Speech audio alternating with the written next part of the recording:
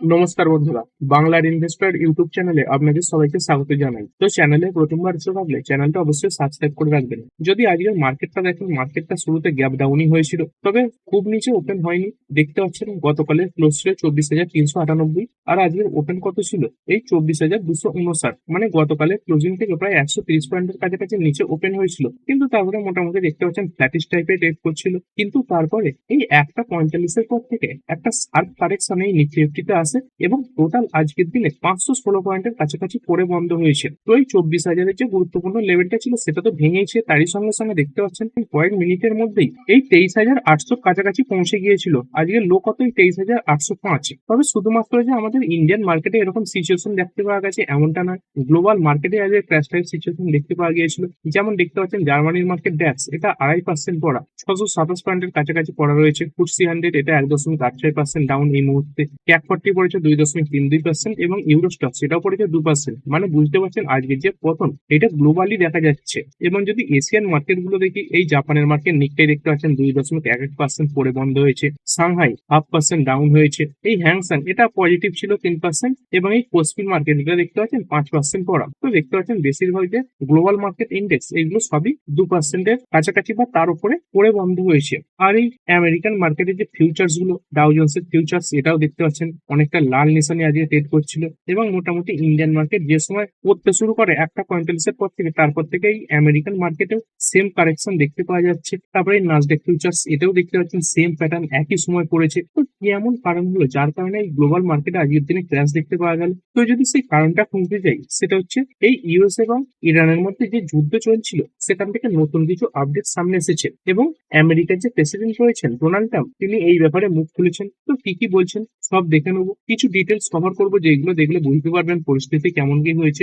দেখতে পাচ্ছেন এই ইউএস এবং ইরান এরা দুজনেই এই যে নতুন করে স্ট্রাইক করা সেটা আবার শুরু করে দিয়েছে। তারপরে after tanker sit in strait of Hormuz, তো এই আমেরিকার কিছু ট্যাঙ্কার এই স্টেট অফ হরমুজ এখানে অ্যাটাকের মুখে পড়ে এবং তারপরে আমেরিকা অ্যাটাক করেছিল। তারই পরিপ্রেক্ষিতে এই যে ইরান তারাও আবার অ্যাটাক করেছে। মানে বুঝতে পারছেন এই যে একটা 7 দিন ব্যাপী সিজফায়ার লাগু করা হয়েছিল, সেই যে সিজফায়ার সেটা ভাঙার মুখে চলে গেছে। এবং ডোনাল্ড ট্রাম্প কি বলছেন, এই ইরান তাদের দিক থেকে কথা শুনছে না, এই যে শর্তগুলো সেগুলো মানতে চাচ্ছে না। সেই কারণে ডোনাল্ড ট্রাম্প বলছেন it's a West of time, মানে শুধুমাত্র সময় নষ্ট করা হচ্ছে এই সিজফায়ার বাড়িয়ে বাড়িয়ে আলোচনা করে, এসব করার কোনো দরকার নেই। এবং ডোনাল্ড ট্রাম্প এটাও বলে দিয়েছেন ইউএস এবং ইরানের মধ্যে যে একটা প্রাথমিক ডিল হয়েছিল এই যুদ্ধ বন্ধের ব্যাপারে, সেই যে ডিল সেটা শেষ হয়ে গেছে। এবং কি বলছেন, সেই সিজফায়ার ইজ ওভার, অর্থাৎ এই যে সিজফায়ার সেটা খতম হয়ে গেছে, আবার এই যে যুদ্ধ সেটা শুরু হতে পারে। ডোনাল্ড ট্রাম্প এই হুমকিও দিয়ে রেখেছেন। দেখতে পাচ্ছেন Trump threatens more strikes on Iran, ইরানের উপর আরো বেশি স্ট্রাইক তিনি করতে পারেন। এবং এই রিপোর্টও সামনে আসছে। দেখতে পাচ্ছেন US will probably hit them again tonight, মানে আজকে রাতেই আরো বড় অ্যাটাক হতে পারে। এটা কে বলছেন? ডোনাল্ড ট্রাম্প বলছেন। কাদের বলেছেন ডোনাল্ড ট্রাম্প? এই ন্যাটো সামিটে যে বিভিন্ন রিপোর্টাররা গিয়েছিলেন তাদের এই ডোনাল্ড ট্রাম্প এই কথা বলে দিয়েছেন। অর্থাৎ সরাসরি একটা দেশকে আক্রমণ করবেন এরকম হুমকি দিচ্ছেন একটা বড় দেশের প্রেসিডেন্ট। এটা মার্কেটের উপর স্বাভাবিকভাবে নেগেটিভ ইম্প্যাক্ট ফেলেছে। তো এরকম কেন হলো, সিজফায়ার কেন ভাঙার মুখে চলে গেল, সেগুলো দেখে নি। তো দেখতে পাচ্ছেন প্রথম যে ঘটনা এটা শুরু হয় জুলাই 6 তারিখে। কি হয়েছে, এই একটা বাণিজ্যিক শিপিং ট্যাঙ্কার যেটা স্টেট অফ হরমুজের মধ্য দিয়ে যাচ্ছিল, তো দেখতে পাচ্ছেন সেখানে কিছুর মাধ্যমে অ্যাটাক করা হয়, যার ফলে কি হয়েছে, সেই জাহাজের যে ইঞ্জিন রুম ছিল সেখানে আগুন দেখা গিয়েছিল। তারই সঙ্গে সঙ্গে দেখতে পাচ্ছেন এই দুটো দেশই এই যে পার্মানেন্ট বর্ডার এবং তারই সঙ্গে সঙ্গে এই সামুদ্রিক যে সিকিউরিটি রয়েছে এই ব্যাপারগুলো নিয়ে যে আলোচনা চলছে সেখানে ব্যর্থ হচ্ছে। এবং সেই কারণে কাতারে যে আলোচনা হওয়ার কথা ছিল, নেগোসিয়েশন হওয়ার কথা ছিল, সেটা সম্পূর্ণভাবে থমকেও গেছে। তো এটা গেল জুলাই 6-এর খবর। তারপরে 7 তারিখে কি হয়েছে, 6 তারিখে তো একখানা ট্যাঙ্কার হিট হয়েছিল। তারপরে জুলাই 7 তারিখে দেখতে পাচ্ছেন আলাদা আরো দুখানা এই যে কমার্শিয়াল ট্যাঙ্কার সেগুলোকে হিট করা হয়, যখন সেই ট্যাঙ্কার গুলো স্টেট অফ হরমুজ দিয়ে পার হওয়ার চেষ্টা করছিল। এবং এরপরে আমেরিকা এই ইরানকে দোষারোপ করে এই ব্যাপারে যে ইরানি এই জিনিসগুলো করাচ্ছে। তারপরে এই আমেরিকা কি করে, আমেরিকা যে ইরানকে অ্যালাউ করে দিয়েছিল তারা তাদের তেল 7 দিন বিক্রি করতে পারবে, তো সেই যে পারমিশন সেটা তুলে নেয়। দেখতে পাচ্ছেন ইউএস রিভোক্স অয়েল পারমিটস। এবং তারপরে এই আমেরিকা তারা তাদের দিক থেকে বড় অ্যাটাক শুরু করে।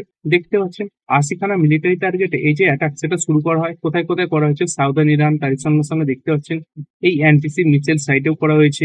এয়ার ডিফেন্সের গ্রিড রয়েছে ইরানের, সেখানে করা হয়েছে। তারপরে ইরানের যে ড্রোন বেস এগুলোতে করা হয়েছে। এই দেখতে পাচ্ছেন বান্দার আব্বাস, সিরিক, তারপরে তহসিম আইল্যান্ড, তারপরে খার্গ আইল্যান্ড এইগুলোতে অ্যাটাক করা হয়। এবং তারপরে জুলাইয়ের 8-এ কি হয় দেখতে পাচ্ছেন, ইরান তাদের দিক থেকে এই যে রিটেলিয়েশন সেটা শুরু করে। ইরানের যে গার্ড রয়েছে, ইসলামিক রেভলিউশনারি গার্ড কর্পস, তারা বড় অ্যাটাক শুরু করে দেখতে পাচ্ছেন 85খানা আমেরিকার, এবং তারই সঙ্গে সঙ্গে আমেরিকার বন্ধু দেশে যে মিলিটারি সাইট রয়েছে সেখানে অ্যাটাক করে। এবং তারই সঙ্গে সঙ্গে এই যে বাহারিন রয়েছে, কুয়েত রয়েছে, এখানে এই যে সাইরেন সেগুলো ক্রমাগত বাজতে থাকে। এই আইআরজিসি এরা কি ক্লেম করেছে তারা বড় অ্যাটাক করেছে, এটাই ক্লেম করেছে। ইউএসএ যে ফিফথ ফ্লিট নাভাল বেস রয়েছে এবং তারই সঙ্গে সঙ্গে আলী আল সালেম এয়ার বেস রয়েছে, এগুলোতে অ্যাটাক করেছে আইআরজিসি। এবং ডোনাল্ড ট্রাম্প এটা অফিসিয়ালি ডিক্লেয়ার করে দিয়েছেন কি, piece memorandum of understanding over, মানে এই যে মৌ সাইন হয়েছিল সেটা শেষ হয়ে গেল। এবং তিনি একটা বড় ওয়ার্নিং রিপোর্টারদের দিয়েছেন, we are going to hit them hard tonight, আজকে রাতে বড় একটা অ্যাটাক করবেন এরকমটা বলেছেন। এবং ইউএন যে ইন্টারন্যাশনাল মেরিটাইম অর্গানাইজেশন রয়েছে তারা এটা রিভিল করেছে কি, যে 60,000-এরও বেশি নাবিক এই যে স্টেট অফ হরমুজ রয়েছে এখানে আটকা পড়ে রয়েছে। তো বুঝতে পারছেন ব্যাপারটা কি হলো, পরপর ডেট হিসাবে দিয়ে দিলাম। এবং ডোনাল্ড ট্রাম্প তো এর আগেও এই হুমকি দিয়ে রেখেছিলেন, যখন এই আলী খামেনি শেষকৃত্য হচ্ছিলেন তিনি এটা বলছিলেন এই সময় তিনি ইরানের উপর অ্যাটাক করতে পারেন। তিনি কি বলছেন, don't want to harm 91 million people, মানে তিনি সমগ্র দেশটার উপর অ্যাটাক করার জন্য একটা চিন্তা ভাবনা নিয়েছিলেন, কিন্তু তিনি এখন বর্তমানে করতে চাইছেন না। কেন করতে চাইছেন না? তিনি এখনো আশাবাদী রয়েছেন যে ইরান এখন এই যুদ্ধ থামাতে পারে, এই ডিল একটা সাইন করে নিতে পারে। কিন্তু কি, if Iran does not agree to their deal, যদি ইরান তাদের ডিলে সাইন না করে তাহলে তিনি এই সমগ্র ইরানের উপর বড় অ্যাটাক শুরু করবেন। তো এটা তো আজকের মার্কেট পড়ার পেছনে সব থেকে বড় কারণ ছিল। তারই সঙ্গে সঙ্গে আরো একটা কারণ ছিল যেটা আমাদের ইন্ডিয়ান মার্কেটকে আর একটু নিচে না দিয়েছে, সেটা কি, এই যে আইএমএফ রয়েছে মানে ইন্টারন্যাশনাল মনিটারি ফান্ড, তারা আমাদের ইন্ডিয়ার জিডিপির যে গ্রোথ ফোরকাস্ট সেটা কমিয়ে দিয়েছে। দেখতে পাচ্ছেন, lowers India's GDP growth forecast marginally. তবে তারা এটাও বলছে যে ইন্ডিয়া বর্তমানে এই যে ফাস্টেস্ট গ্রোয়িং ইকোনমির দেশ তার মধ্যেই পড়ে। আগেই গ্রোথ ফোরকাস্ট কত রেখেছিল জিডিপির, 6.5%, তো সেখান থেকে কমিয়ে কত করে দিয়েছে, 6.4%। তো এটা বাজারের উপর কিছুটা নেগেটিভ ইম্প্যাক্ট ফেলেছে। আর এই যে যুদ্ধের খবর শুনতে পাওয়া যাচ্ছে তারই কারণে এই যে ক্রুড অয়েল রয়েছে, যেটার উপরে আমাদের ইন্ডিয়ান মার্কেট অনেকটাই নির্ভরশীল, সেই ক্রুড অয়েলে আজকে একটা বড় বৃদ্ধি দেখা গেছে। ডব্লিউটিআই ক্রুড 4.5%-এর উপরে বাড়া, এবং ব্রেন্ট ক্রুড এটা 5%-এর কাছাকাছি বাড়া। তো এইগুলোর কারণেই মূলত আমাদের ইন্ডিয়ান মার্কেটে পতন এসেছে। ধরুন এই যুদ্ধ শুরু হলো ছোটখাটো যুদ্ধ, কিন্তু সেখানে এই যে অয়েল প্রাইস রয়েছে এখানে যদি মুভমেন্ট না আসতো তাহলে কিন্তু আমাদের ইন্ডিয়ান মার্কেটে পড়ার সম্ভাবনা অনেকটাই কম থাকতো, কিন্তু সেরকমটা হয়নি। এই ক্রুড অয়েল প্রায় 5%-এর কাছাকাছি বেড়ে গেছে। আর এই গোল্ড সিলভার এখানে কেমন কি পারফরমেন্স দেখতে পাওয়া যাচ্ছে, গোল্ড এটা 1.23% ডাউন, এবং সিলভারের পতন একটু বেশি, 3%-এর কিছুটা উপরে পড়া। এরপরে ইন্ডিয়ান মার্কেটে বিভিন্ন ইন্ডাইসেস দেখে নেবো। বেশিরভাগ ইন্ডাইসেস লাল নিশানেই বন্ধ হয়েছে। নিফটি 2.12% পড়া, নেক্সট 2.87% ডাউন, ব্যাংক পড়ে গেছে 2.5%, financial service 2.45% down, mid cap select করেছে 1.5%, তারপরে 100, 200, 500 দেখতে পাচ্ছেন সব 2%-এর কাছাকাছি পড়া।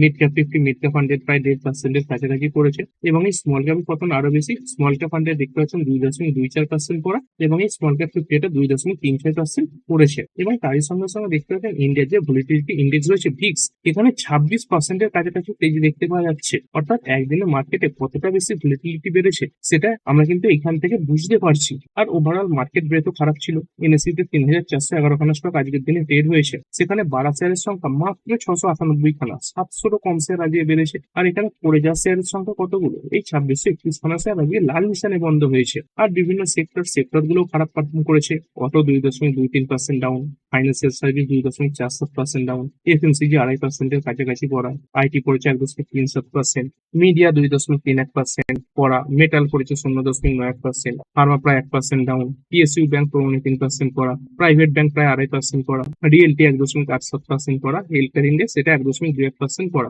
মানে দেখতে পাচ্ছেন ব্রড মার্কেট ইন্ডাইসেস গুলো পড়েছে, এই সেক্টরাল ইন্ডাইসেস এগুলো পড়েছে, গ্লোবাল মার্কেট সব কিছুই পড়েছে। এবং সেই কারণে আমাদের যে পোর্টফোলিওর হাল সেটাও আজকের দিনে খারাপ হয়েছে। তবে এই খারাপ মার্কেটের কিছু শেয়ার আজকে ভালো পারফর্ম করেছে, সেগুলো দেখে নিন। যেমন দেখতে পাচ্ছেন এমসিএক্স গত কয়েকদিন ধরেই পড়ছিল, আজকে 4.42% বেড়েছে। তারপরে ন্যালকো এটা 2.47% আপ, তারপরে ইনফো এইচ এটা 1.28% বেড়ে বন্ধ হয়েছে। তারপরে অ্যাকুটাস কেমিক্যাল এটাই 10%-এর কাছাকাছি বাড়া। এরপরে যদি পড়া শেয়ার গুলো দেখি, অনেক শেয়ার পড়ার লিস্টেই দিকে ছিল, যেহেতু আজকে মার্কেট খারাপ বহু শেয়ার পড়েছে। অ্যাজিস লজিস্টিক্স 10%-এর লস সার্কিল লাগালো। তারপরে জুবিল্যান্ড ফুডওয়ার্কস 5.79% ডাউন হয়েছে। রিক্স পড়েছে 5.23%। 9%। তারপরে এই ভারত পেট্রোলিয়াম কর্প 3.34% ডাউন হলো। হিন্দুস্তান পেট্রোলিয়াম 4.56% পড়েছে। তো এই ক্রুড অয়েলের প্রাইস বৃদ্ধির কারণে এই তেল সংক্রান্ত কোম্পানিগুলোতে পতন এসেছে। তারপরে এমফেসিস 5.64% ডাউন হয়েছে এবং এই এশিয়ান পেন্টস ক্রুড অয়েলের দাম বাড়াতে এখানেও 2.36% পতন দেখতে পাওয়া গেছে। মানে যে সমস্ত বিজনেসে এই ক্রুড অয়েল কাঁচামাল হিসেবে ব্যবহার হয় সেগুলোতে আজকের দিনে পতন এসেছে। আর ভিডিও শেষে ছিল নিফটি ফিফটি দেখে নিন। নিফটি ফিফটির মধ্যে দেখতে পাচ্ছেন মাত্র 4খানা শেয়ার আজকে সবুজে বন্ধ হয়েছে, 45খানা লাল নিশানে বন্ধ হয়েছে এবং একখানা এর আগের দিনের ক্লোজিং প্রাইসে বন্ধ হয়ে গেছে। তো কোন চারটে ভালো পারফর্ম করলো মোটামুটি? এই ওএনজিসি দেখতে পাচ্ছেন 1.15% আপ। তারপরে বাজাজ অটো 0.65% বেড়েছে। হিন্ডালকো বেড়েছে 0.42%। তারপরে কোল ইন্ডিয়াটা 0.40% বাড়া। আর পড়েছে কোনগুলো? পড়া শেয়ারের দিকে দেখতে পাচ্ছেন ইন্ডিগো।